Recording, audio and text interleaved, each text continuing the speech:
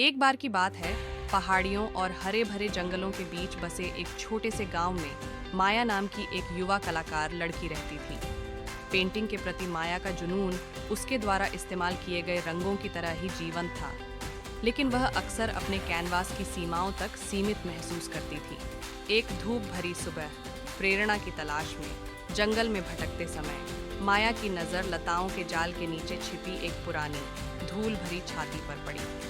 उत्सुकता बढ़ने पर उसने ध्यान से संदूक खोला और कला सामग्री का खजाना प्रकट किया, जिसमें एक पेंट ब्रश भी शामिल था जो उसने पहले कभी नहीं देखा था। यह एक अलौकिक चमक से जगमगा रहा था और जैसे ही माया इसे छूने के लिए आगे बढ़ी, उसे अपनी नसों में ऊर्जा का प्रवाह महसूस हुआ। उत्साहित और थोड़ी घबराई हुई माया ने रहस्यमय तूलिका का परीक्षण करने का निर्णय लिया। अपनी कलाई के झटके से उसने पास की चट्टान पर एक साधारण फूल का चित्र बनाया। उसे यह देखकर आश्चर्य हुआ कि फूल खिल उठा। उसकी पंखुड़ियां रंग और खुशबू के साथ खिल उठी। माया की आंखें आश्चर्य से फैल गईं जब उसे अपने नए मिले उपहार की ताकत का एहसास हुआ। संभावनाओं का पता लगाने के लिए उत्सुक माया ने अच्छे कार्यों के लिए जादुई पेंट ब्रश का उपयोग करना शुरू कर दिया।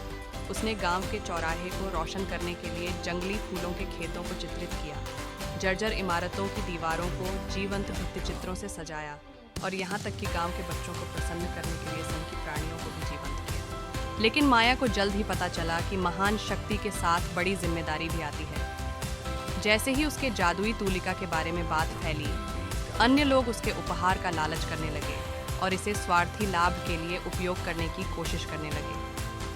रास्ते में माया को कई चुनौतियों और प्रलोभनों का सामना करना पड़ा, लेकिन वह अपनी शक्तियों का उपयोग व्यापक भलाई के लिए करने की अपनी प्रतिबद्धता पर दृढ़ रही। जंगलों और पहाड़ों के बीच यात्रा करते समय माया ने रचनात्मकता, उदारता और कल्पना की असीमित संभावनाओं के बारे में मूल्यवान सबक सीखे। उसने पाया कि सच्चा जादू केवल ब्रश में नहीं, बल्कि उस प्रेम और करुणा में निहित है जिसके साथ इसे चलाया जाता है।